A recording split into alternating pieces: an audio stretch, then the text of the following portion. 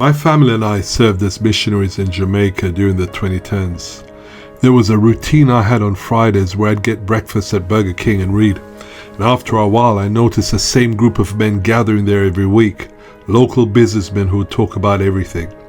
Eventually, I introduced myself and became a part of the crew. Among them was JB. JB was a great guy. Personality, energy, ambition, easy to talk to and always optimistic. But there was something that stood out the longer I knew him. Nothing seemed to work for him. When I first met him, he already owned a petrol station, but he got into debt. He tried politics, but that didn't work out. He owned a supermarket and a restaurant, but they flopped. When I met him, he was farming, but that particular year, Jamaica experienced the worst drought in 70 years and his crops died. Not long after, he and a friend started a trucking business. There was a long, narrow strip of land connecting the mainland to the international airport in Kingston, and the government was reinforcing both sides with huge boulders. There was good money to be made transporting those rocks, but in the end, it came to nothing.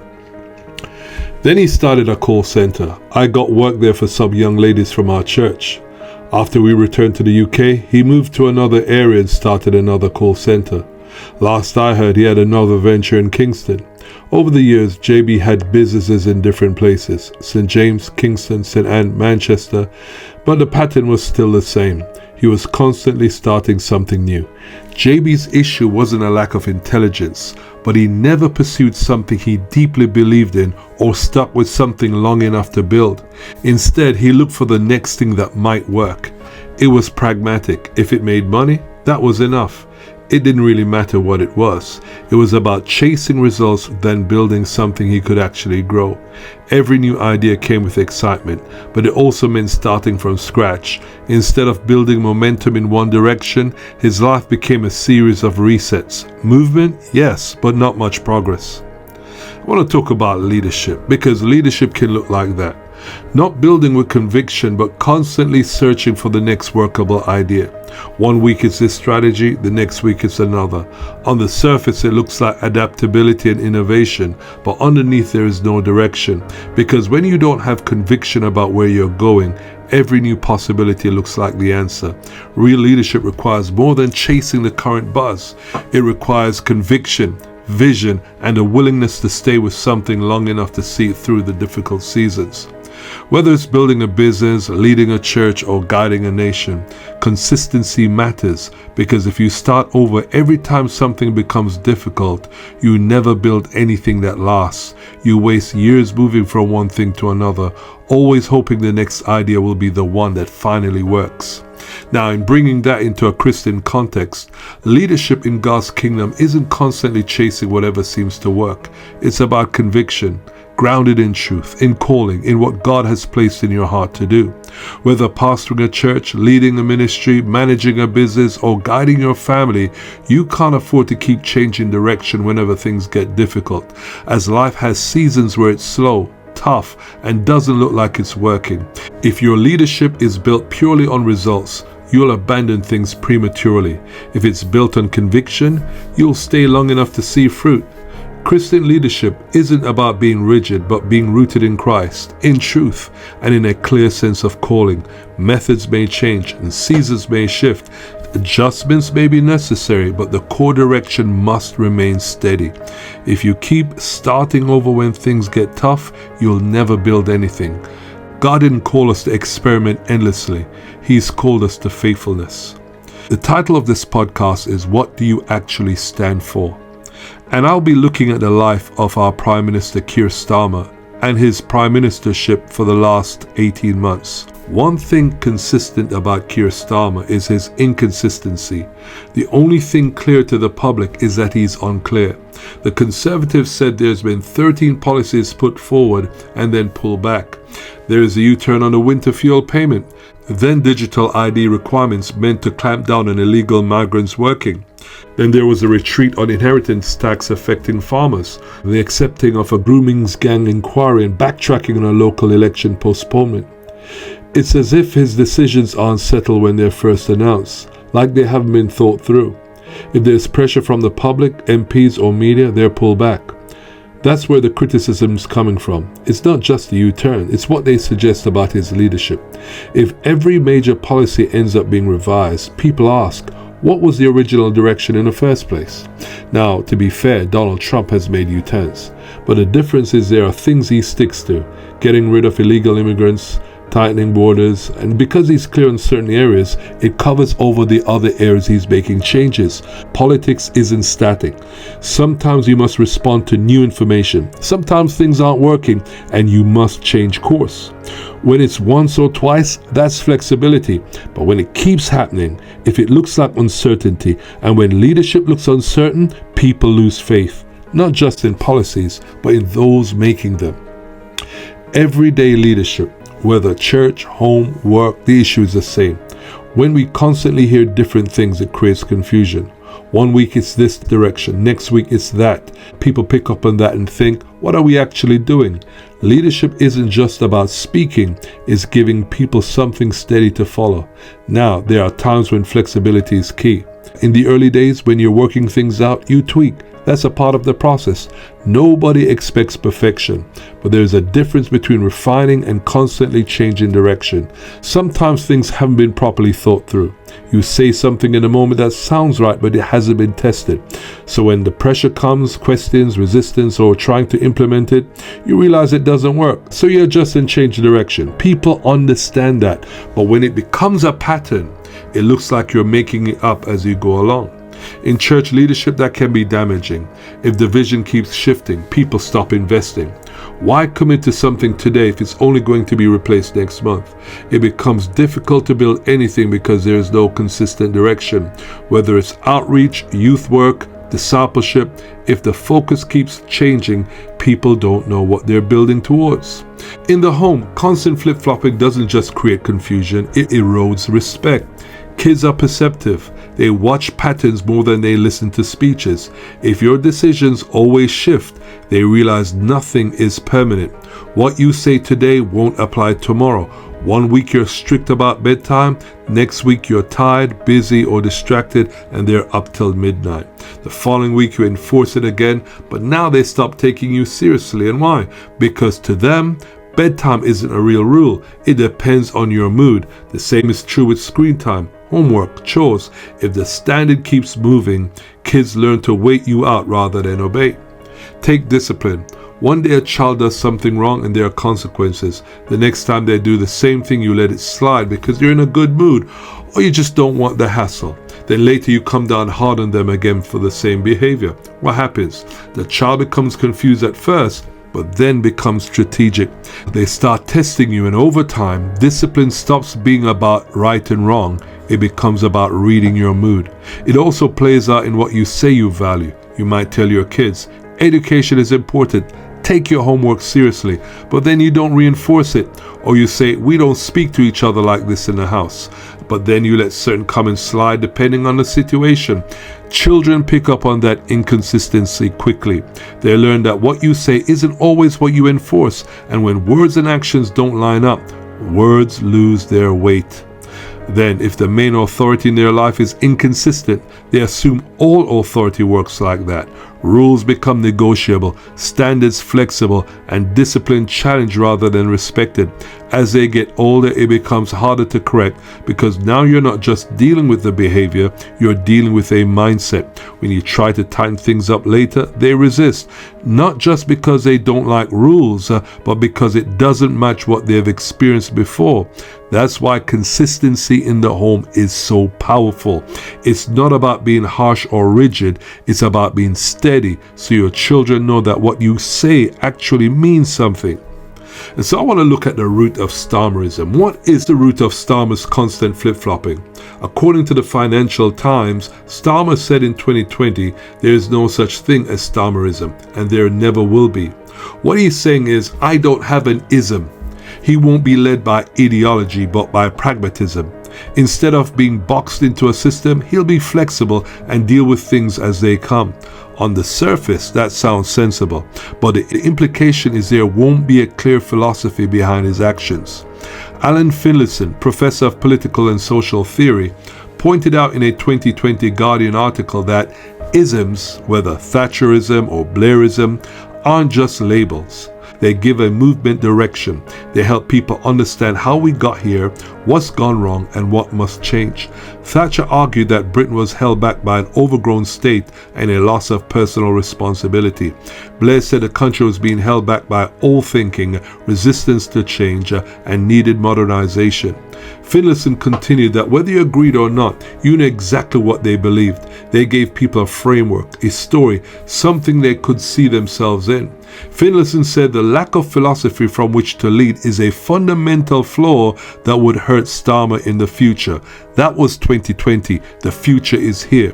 Starmer looked at Thatcherism and Blairism and saw flaws. But the danger is you get so focused on what's wrong, you miss what made them effective. For all their faults, they gave direction and clarity.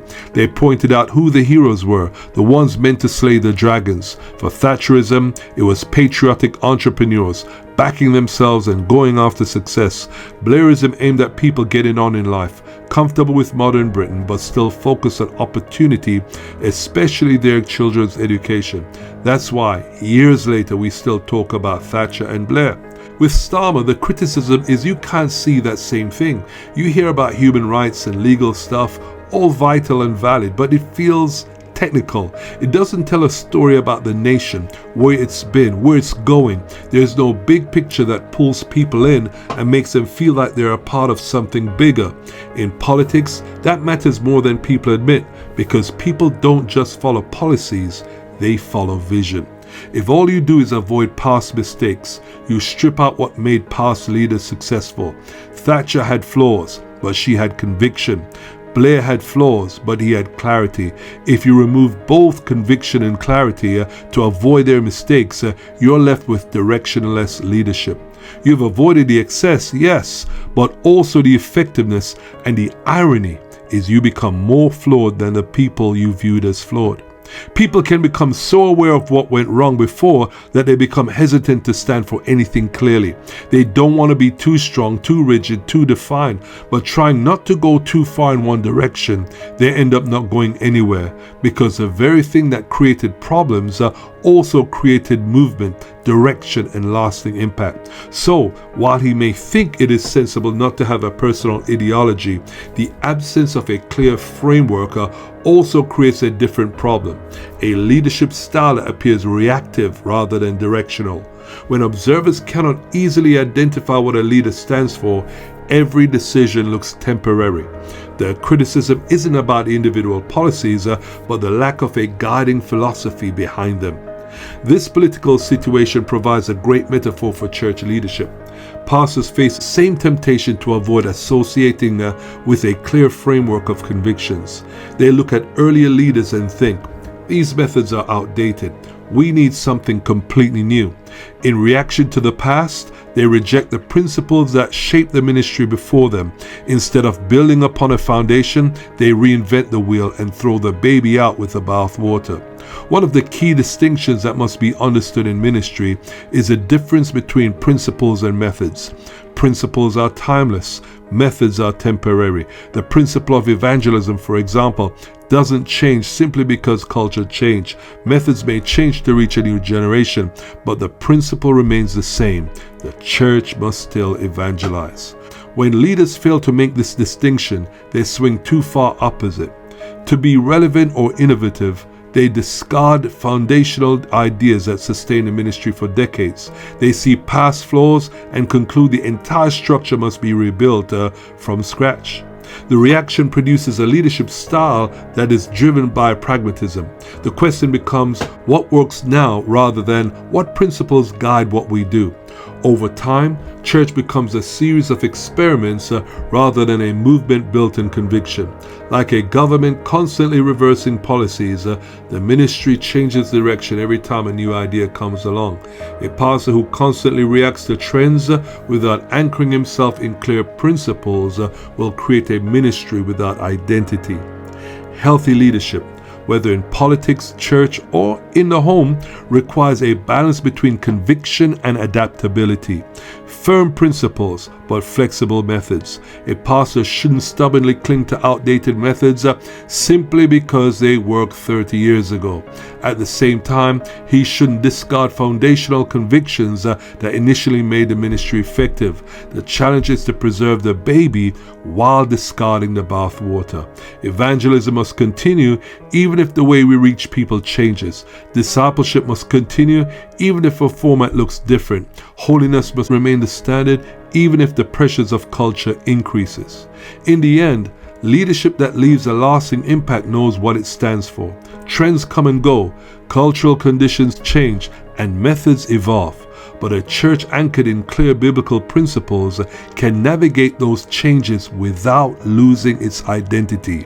When leaders understand that difference, they avoid the trap of reactionary pragmatism. Instead of constantly reinventing themselves, they build on a foundation that endures. So when future generations look back, they will be able to say, not only did the church adapt to the times, but it remained faithful to its calling.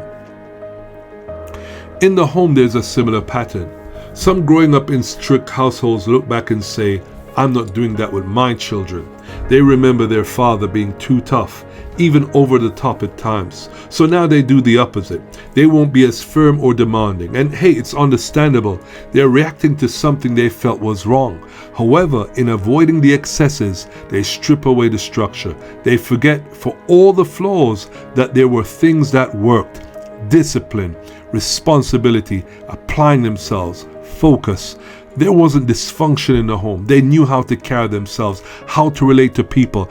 Many went on to do well, but now, to correct the past, they too have thrown the baby out with the bathwater. And so what happens? They dial everything down.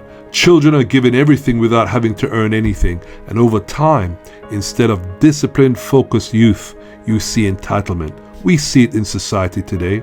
There's no urgency, no drive, or sense of responsibility. Education isn't taken seriously, effort isn't consistent, and there's always this expectation that things should just be handed to them. The thing that helped the father succeed are the things he removed from his own children.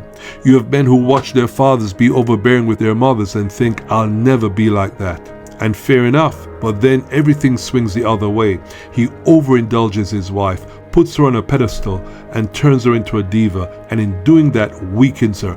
I have seen strong women with drive and resilience who over time, because of their husband's treatment, not abuse, but simply overindulgence. Now every little difficulty is an issue.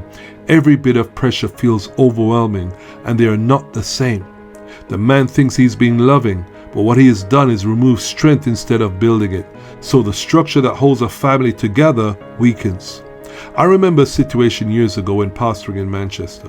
There was a man whose children were out of control, running around during the service, knocking over chairs, just doing madness, and he'd never correct them. So I spoke to him in the spirit of Proverbs 13:24.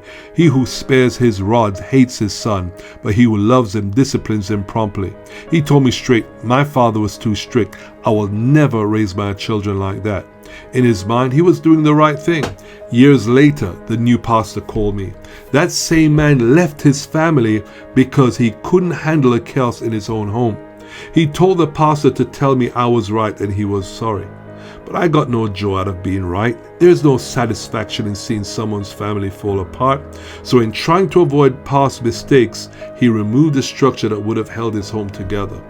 People see real flaws in the previous generation, and there is no excuse, but the mistake is thinking the answer is to go the other way. Because when you do, you don't just remove the flaw, you remove the strength as well. You end up with leadership that's inconsistent, unclear, and lacking direction. In the end, just like we've been saying, you've thrown the baby out with the bathwater. So you have guys who reject isms, but then you have those who never had one. They grew up fatherless, no clear picture of what a man, husband or father should look like. Now married with children, they're figuring it out as they go, like they've been dropped into a foreign country without a map and without directions.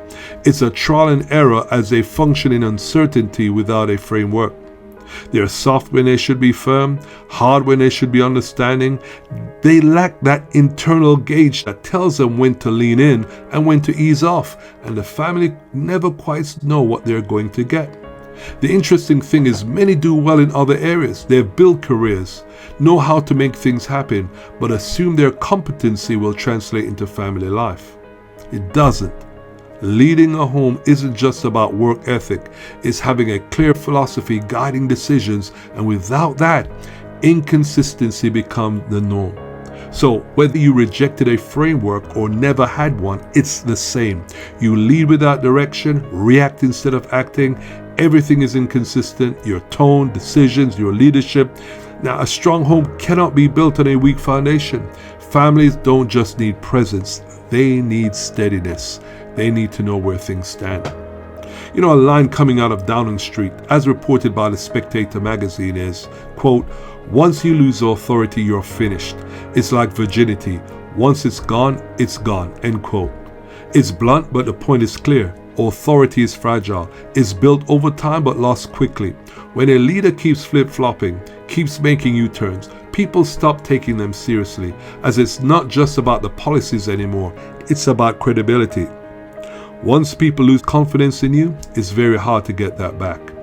Kemi Badenoch's criticism of Starmer is that he's in office but not in power, meaning he has a position but he just doesn't have the weight. When you don't stand for anything, people stop listening. A title isn't enough. Just because you're Prime Minister doesn't mean you're leading. Just because you're the manager, a CEO, a husband, or a father doesn't automatically mean people follow you. Authority isn't just given by position, it's reinforced by consistency, by conviction, and by clarity. It's like being behind the wheel of a car with no engine. Okay, you're in position, but you're not going anywhere. Now, remember that man from Manchester? The man with the out-of-control children he never dealt with? Over time, they stopped respecting him altogether. He had the title of father, but no authority in his house. In the end, he walked away because he couldn't handle it. Once your voice carries no weight, you're just another person in the room. Consistency matters because authority isn't just about what you say, it's whether people believe you'll stand by it. If you keep reversing every time pressure comes, people won't take you seriously. And once that happens, you just can't switch it back on. It doesn't work like that. Authority isn't only built, it must be maintained. Now here's the truth. If you keep telling people who you are, that's a sign something's wrong. Some pastors say repeatedly, "I'm the pastor of this church," but if you have to keep repeating it, there's a chance all you've got is a title. Authority doesn't need a constant announcement. It's recognized. A title is a starting point, but to make it more, there must be something about you, conviction, clarity, consistency. There must be an ism, something defining how you lead. 1 Peter chapter 5, 2 and 3 states pastors must shepherd the flock of God, not as being lords over those entrusted to you, but being examples. Be examples by having biblical convictions and spiritual consistency. So let's land this plane properly, because the answer isn't just pointing out problems, it's what do you do about it? It does look like it may be over for Starmer. The only thing going for him is there is no better replacement. And that's a tragic place for a country to be in, where leadership is weak, but the alternative are as bad or worse. We could be in for another 3 years with no clear direction and conviction at the top. But the good news is we're not in that position. We're not leading a nation with critics waiting for us to fall. We can actually step back, assess, and reinvent ourselves. The first thing to develop is gratitude. Because one major issue today is we're quick to dismiss those who went before us.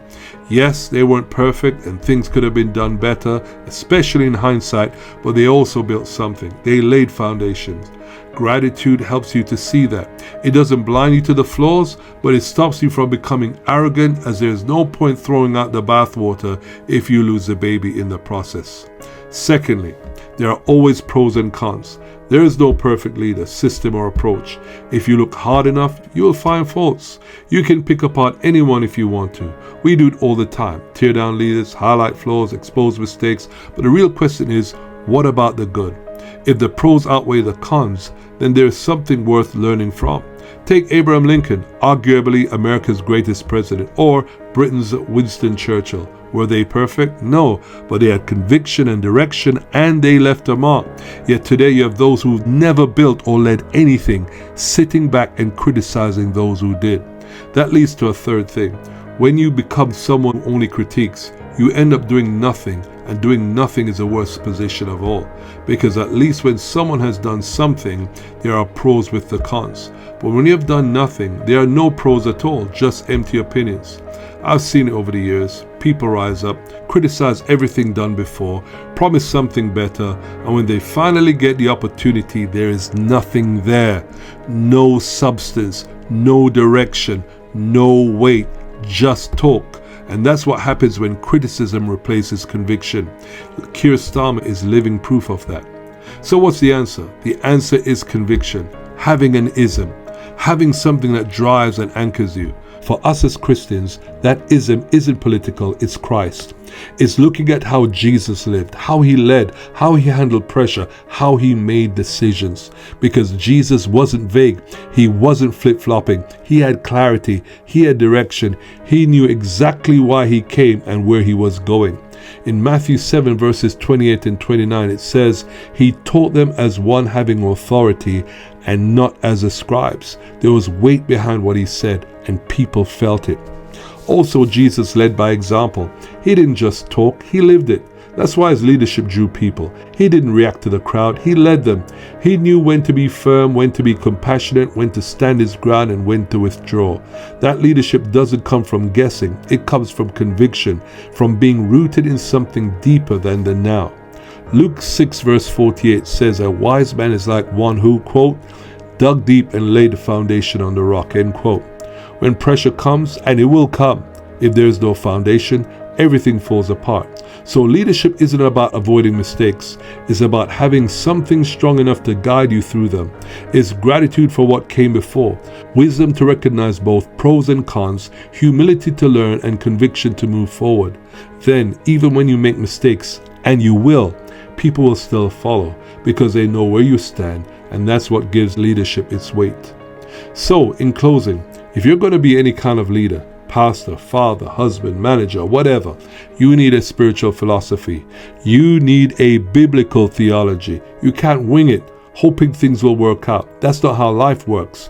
You must grow, sharpen up, and realize you need help from God to even see what needs fixing in the first place. So what do? You pray. You seek God seriously.